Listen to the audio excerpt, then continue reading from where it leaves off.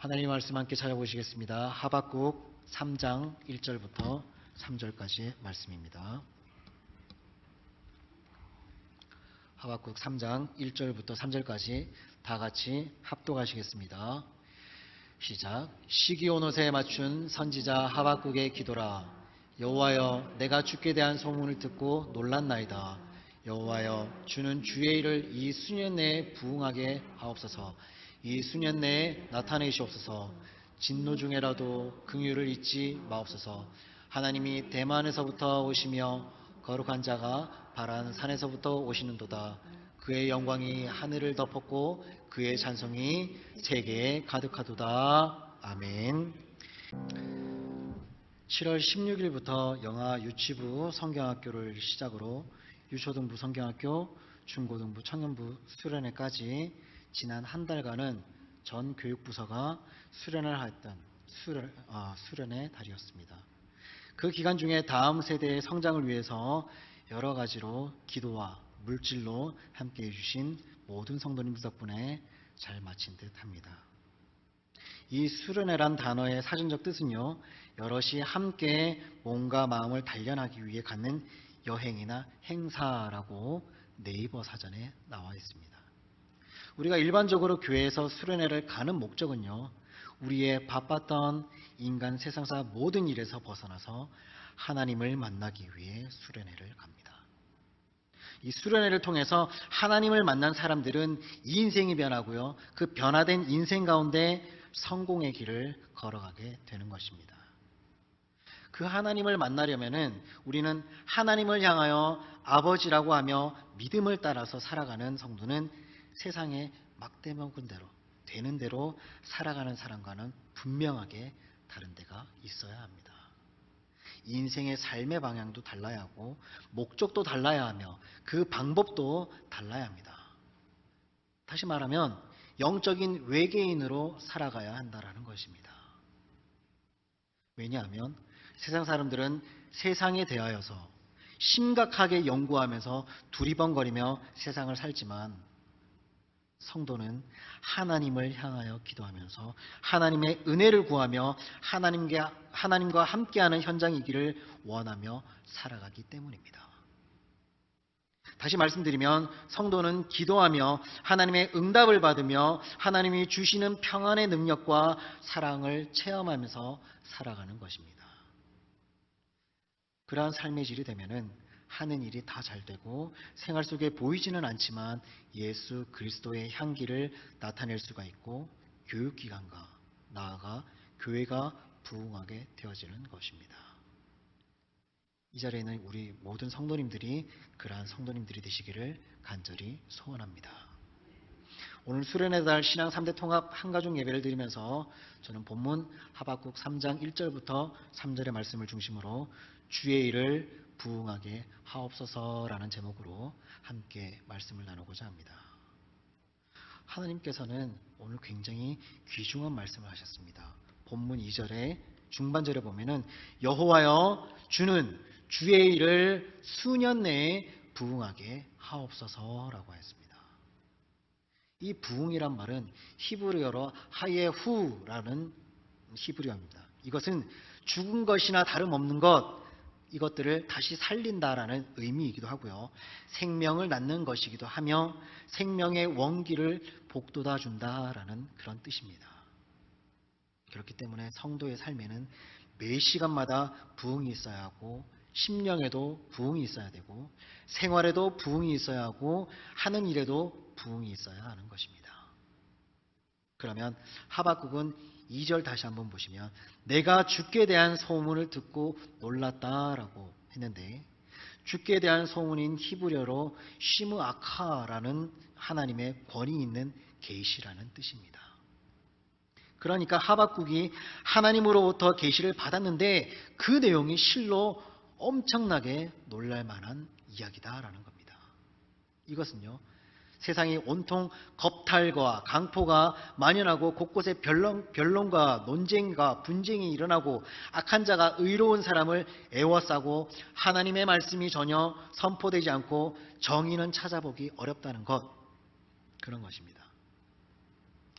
이러한 잔인하고 사람의 생명을 소중하게 여기지 않는 사회는요, 진정한 인간다운 삶이 아니기 때문에 하나님께 주의 일을 이 수년 내에 부응케 하소서라고 한 겁니다.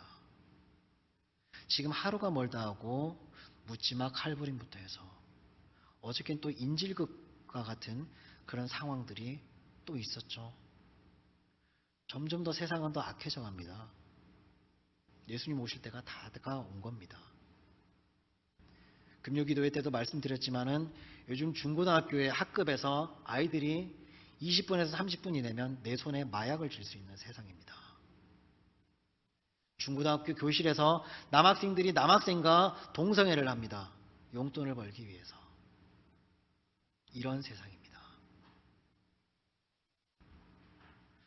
그래서 주의 일이 부응되어야 인간다운 삶을 살 수 있고 사람다운 대접을 받으며 살아갈 수 있는 회복이 있게 된다는 것입니다. 그리고 본문 1절에 시기온옷에 맞춘 선지자 하박국의 기도라라고 했는데, 문맥상으로 볼 때 반드시 주의 일만큼은 부흥이 되어야 한다는 굉장히 절박한 심정과 대단한 열정적인 모습이 엿보여지는 대목입니다. 왜냐하면 이 시기온옷이란 대단한 열정적인 시가 있는 노래라는 말인데, 이 시기온옷으로 이 시가를 읊으면 빠른 리듬과 열정적인 감정의 변화를 유도하는 음악의 한 형태가 된다는 것입니다. 그렇기 때문에 하박국의 기도는 아주 강한 감정과 긴박함을 가지고 했다는 의미로, 하나님 아버지, 주의 일은 어떠한 경우가 되더라도 반드시 부응되어야만 하고 반드시 수년 내에 크게 일어나야만 합니다. 하지만 반드시 주의 긍휼로서만이 가능한 일입니다 라는 내용입니다. 혹시나 하나님의 진노 중에 있다고 하더라도 긍휼을 잊지 마시고 주의 일을 부응케 할 수 있도록 나타내옵소서라고 기도합니다. 성도 여러분, 오늘 살아가는 우리에게도 하박국처럼 주의 일이 부응되게 하는 일에 절박함과 간절함이 우리 성도들의 마음속에 파도치게 되기를 간절히 소원합니다. 그리고 주의 일만큼은 부응이 되어야 한다는 것이 하박국만이 가져야 하는 절박감은 아닙니다. 오늘을 살아가는 우리에게도 반드시 필요한 요소입니다. 그러면 주의 일의 부응이란 무엇을 의미하는 것일까 하는 것을 생각해 보고자 합니다. 그것은요, 다시 살아난다라는 의미로 에베소서 2장 1절에 나오는 말씀, 그는 허물과 죄로 죽었던 너희를 살리셨도다라고 하셨는데, 그러니까 인간은요, 죄와 허물로 죽었으니 이것은 하나님과의 관계가 단절되었다라는 말이고, 영적으로 도덕적으로 죽을 병에 걸렸다라는 말입니다. 그런데 하나님이 불쌍하게 여기시고 예수님을 이 땅에 보내셔서 십자가에 죽게 하시고 그 공로를 통하여서 하나님과 관계가 회복되고 영적으로 새롭게 살아났기 때문에 영적인 죽음에서 다시 살아났다라는 말입니다. 다시 말씀드리면, 불신자가 예수를 믿지 않아서 사망이란 곳에 머물러 죄와 허물에 눌린 채 살다가 어느 날 예수를 믿어서 생명이란 곳으로 옮겨지면서 허물과 죄의 사함을 받아서 부흥이 되었다는 말입니다. 이 자리에 계신 많은 성도님들 중에 60년대부터 90년대까지 아마 여러 전단지들을 보셨는데, 그 중에서 심령 대부흥회라는 이런 포스터를 아마 보신 적이 있으실 겁니다. 이 심령 대부흥회나 또는 다음 사진으로 보이는 엑스플로 74 같은 이런 것들, 이런 사경회가 60년대부터 90년대까지는 굉장히 많았습니다. 이것은 예수를 믿지 않는 사람을 예수를 믿도록 독려하며 성령으로 거듭나게 하고, 또한 예수를 믿는다고 할지라도, 그렇다고 해도 영적으로 도덕적으로 윤리적으로 만신창이가 되어서 예수의 흔적을 찾아볼 수 없는 사람을 성령의 역사하심으로 충만하게 하여서 사명을 재인식한 진실한 신앙인으로 단장시켜서 주님 앞에 세우는 것을 바로 이 심령 대부흥회라는 거 하는 것입니다. 그런 의미에서 우리 가슴교회는 시간마다 강력하게 부흥의 역사가 일어나길 정말 강하게 열망합니다. 하지만 대부흥의 역사라는 것은 어느 특정인 한 사람의 열정으로 되는 것이 아닙니다. 모든 성도가 3, 4, 5 짝이 되어서 합심하여 단결하게 될 때에만 그것이 가능하고 이루어지는 것입니다. 다시 말씀드리면 우리 가슴교회를 부흥하는 교회로 격상시키겠다고 하는 그러한 결단의 마음들이 묶여져서 되는 것이란 말입니다. 이런 부흥의 역사를 단적으로 보여주는 것이 사도행전 9장 31절입니다. 보시면 온 유대와 갈릴리와 사마리아 교회가 평안하여 든든히 서가고 주를 경외함과 성령의 위로로 진행하여 수가 더 많아지니라 라고 하셨습니다. 교회가 부흥이 되고 직장이 부흥되고 개인과 가정이 부흥되는 세 가지 비결 중 그 첫 번째는 바로 평안해야만 합니다. 평안해야만 합니다. 오랜만에 외부에서부터 오는 그 모든 박해의 고통이 멈추고 평안을 맛보는 이상적인 분위기가 되니까 와, 교회가 부흥되는 역사가 있었다라는 그런 말씀입니다. 둘째 비결은요, 든든하게 서가야 합니다. 이 말은 건축 용어입니다.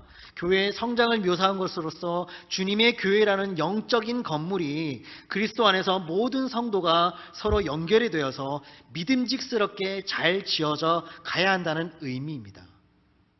이 말을 바꾸면 똘똘 뭉치는 협동 단결이 잘 되어야 한다라는 그런 말씀입니다. 세 번째 비결은 주를 경외함과 성령의 위로가 진행되면 수가 많아지는 양적인 성장과 질적인 부흥으로 다시 살아나는 역사가 있게 된다라는 것입니다. 그리고 부흥이란 생명 있는 사명감으로 회복된다라는 의미인데요.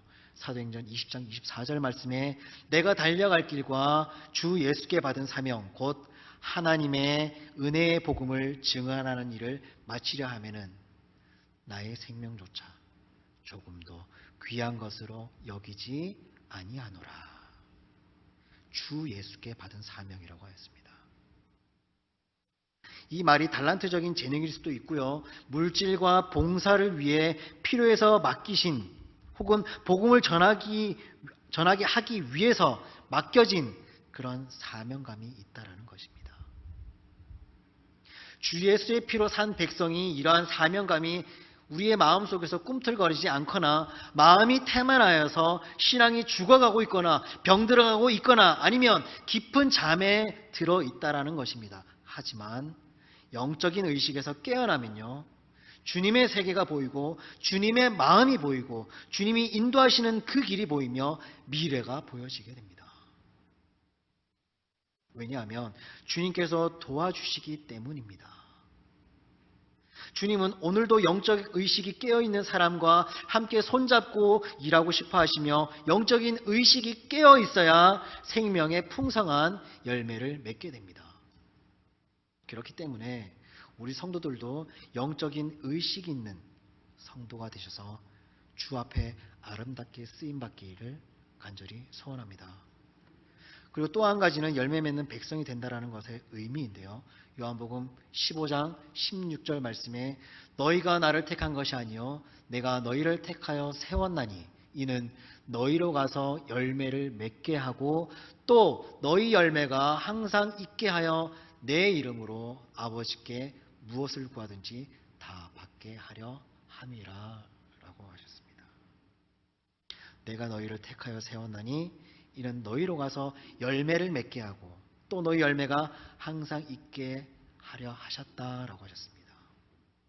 예수님의 이 말씀은 성도로서의 신앙적인 열매는 반드시 필수적인 것이라는 그러한 말씀입니다.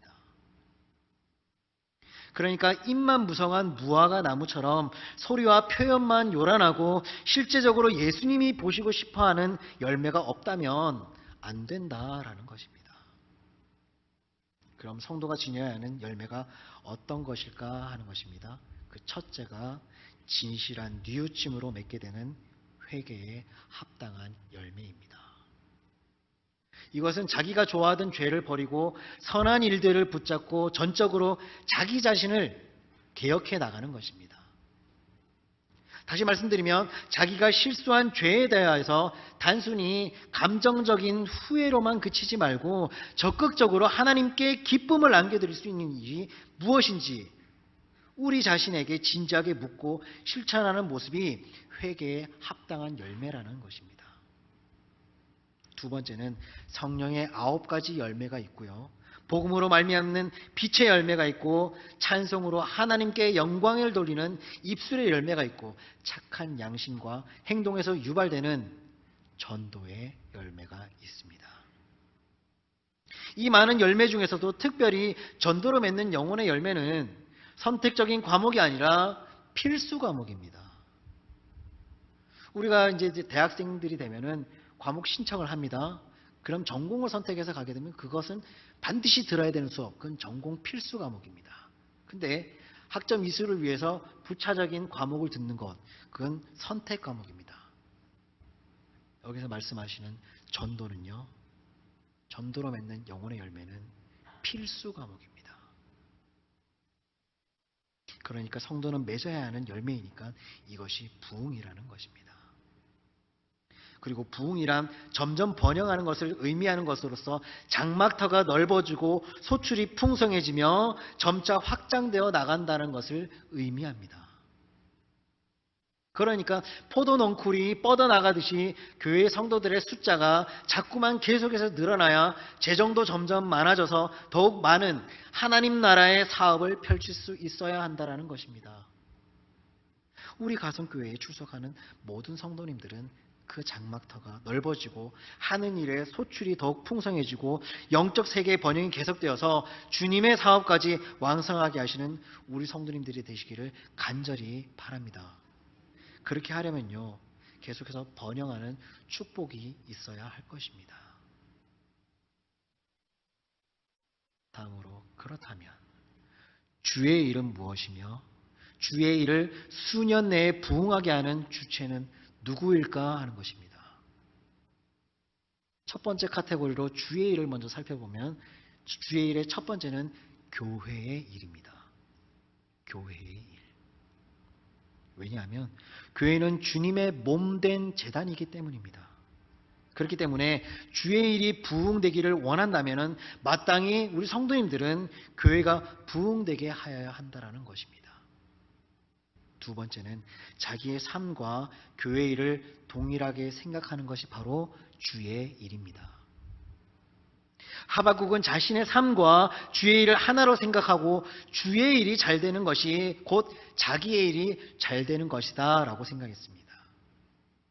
그러니까 만일에 하나님이 풍성해 주시면 자기 자신도 풍성해지고 하나님이 영광을 받으시면 자기도 존귀케 된다라는 것을 믿었다라는 것입니다. 그러기에 앞선 오늘 본문 3절 이전에 하박국 2장 1절에서는 내가 내 파수하는 곳에 서며 성루에 서리라. 그가 내게 무엇이라 말씀하시는지 기다리고 바라보며 나의 질문에 대하여 어떻게 대답하실는지 보리라 하였더니 라고 했습니다.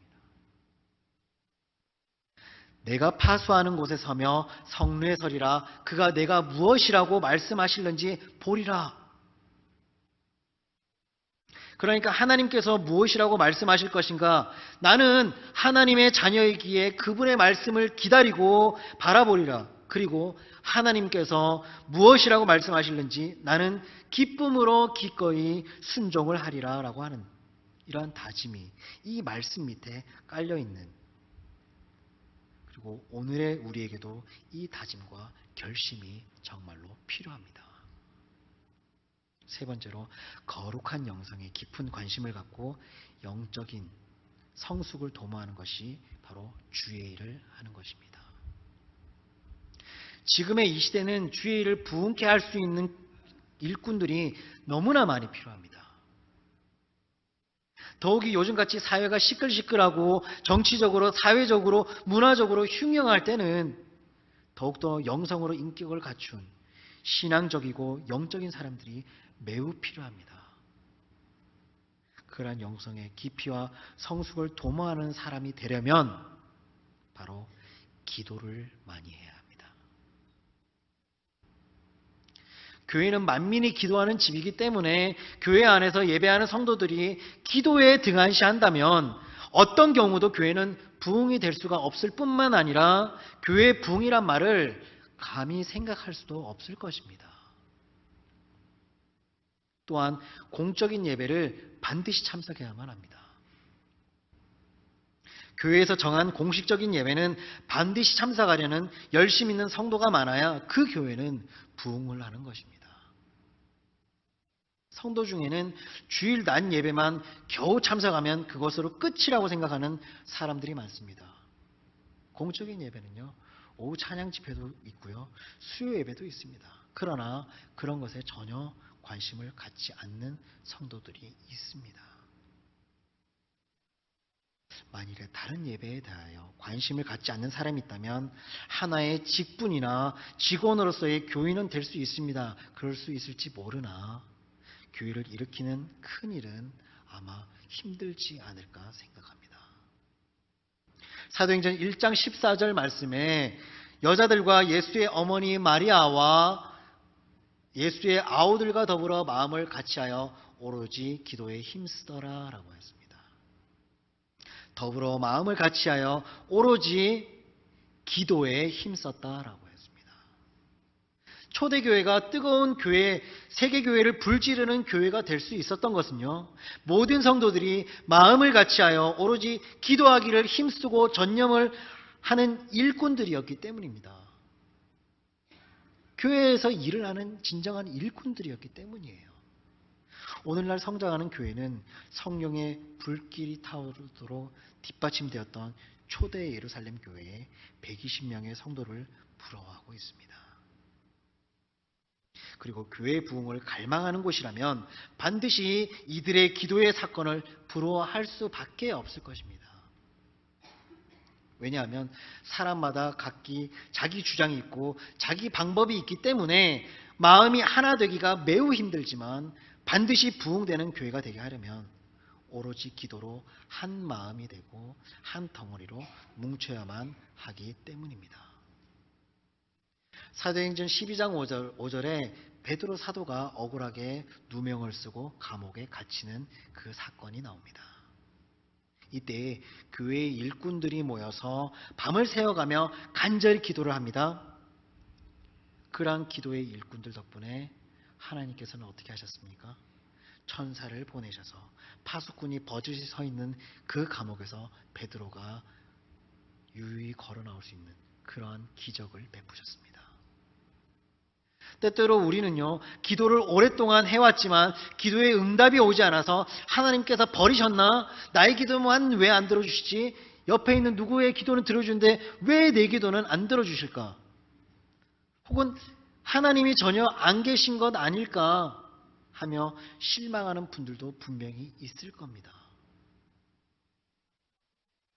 우리가 세상을 살자면 실망할 때도 있지만 기도한 것은 결코 헛되이 돌아오지를 않고 언젠가는 반드시 응답이 되어 옵니다. 제가 지금 이 자리에 서 있잖아요. 제가 중고등학교 때 정말 모든 것을 다 해봤습니다. 정말 안 해본 게 없는 것 같아요. 두 가지 빼고는 다 해본 것 같은데, 네. 그럼에도 불구하고 저희 아버지께서는 밤마다 오히려 1년 365일 중에 집에서 주무시는 날보다 교회에서 기도하며 주무시는 날이 더 많았다고 합니다. 지난 4월에 아버지께서 천국에 잘 가셨는데요. 그때 갔을 때 많은 분들이 와주셔서 참 감사했고 많이 위로해 주셔서 감사했습니다. 그때 거기 이제 빈소에 오셨던 모든 분들이 하나같이 말씀하시는 게 살아생전 최천호 목사님이 참 기도를 그렇게 열심히 하더니 이렇게 훌륭하게 목회자가 돼서 다음 대를 이어서도 목회를 하는군요. 참 대단합니다. 아버지의 기도가 헛되지 않았네요. 라는 이야기를 정말 많이 들었습니다. 중고등학교 때 그렇게 안 해본 것 없이 다 해본 제가 지금 이 자리에서 하나님의 말씀을 전할 수 있는 것은 아버지의 그러한 기도가 헛되지 않았기 때문입니다. 그러한 기도를 하나님께서는 허투루 듣지 않으셨기 때문입니다. 기필코 응답을 받아 눈에서 감격의 눈물이 흐를 때 주님이 씻어주시는 날이 분명히 올 것입니다. 성도 여러분, 우리들도 뜨거운 기도의 용사들이 되어서 주님의 교회를 부흥시키고 주님께 영광을 돌리시며 천하보다 귀한 영혼을 구원시키는 축복된 생애가 되도록 살아가시기를 소원합니다. 그러면 주의 일을 수년 내에 부흥하게 하는 주체는 누구일까요? 주체. 그 주체는 첫 번째는 바로 성령님이십니다. 성령님이 교회를 부흥성장시키시되 반드시 성령의 사람, 기도의 사람, 순종의 사람을 붙들고 교회와 주의 사업을 번영을 이루어가고 계십니다. 그렇기 때문에 누구든지 자기가 교회를 부흥시키는 주체라고 생각하면 바로 그것은 교만입니다. 내가 없이도 어떻게 교회가 부흥이 잘 될 수 있을 것 같아? 어림없지. 그것이 교만이라는 겁니다.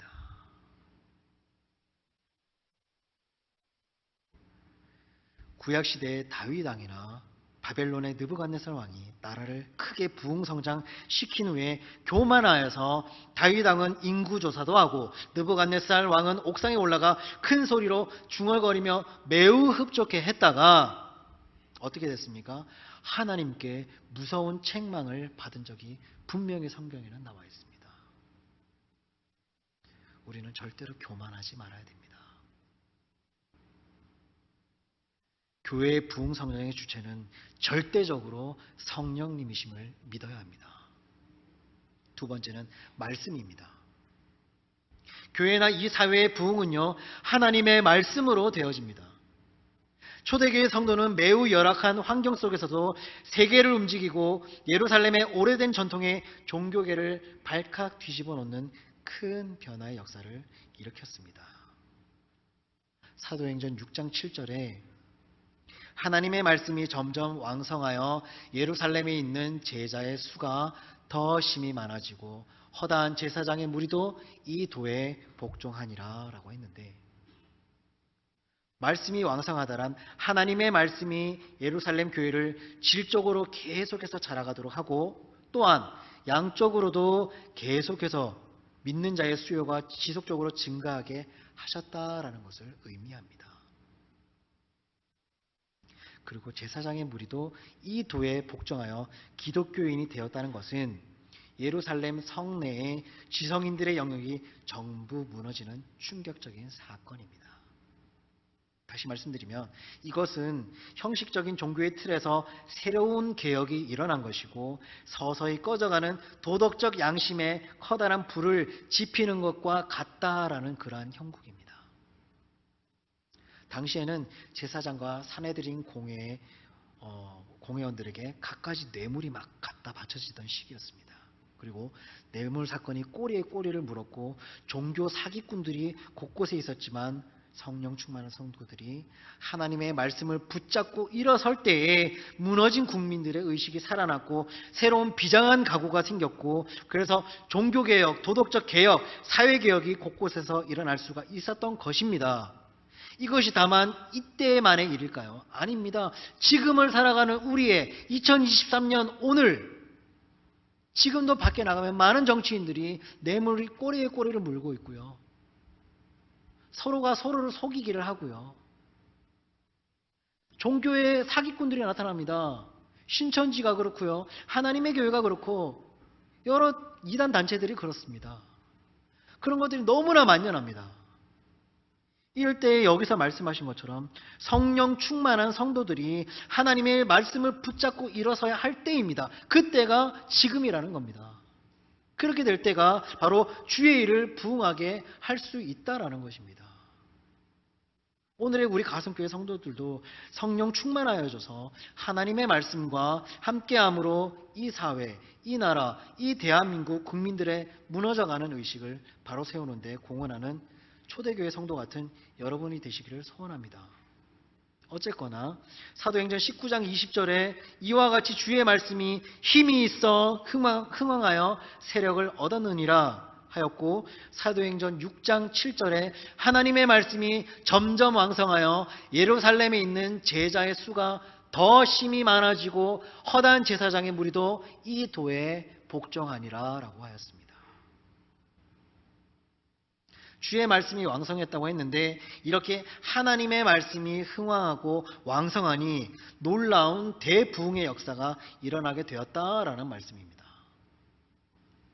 그리고 엠마오로 내려가는 길에 예수님이 풀어주시는 성경 말씀에 두 명의 청년의 가슴이 뜨겁게 달아오르고 주님의 실체를 볼 수 있는 영적인 의식이 있는데, 교회 부흥 성장의 역사는 성령의 역사하심과 말씀에 있었다는 것을 알 수 있습니다.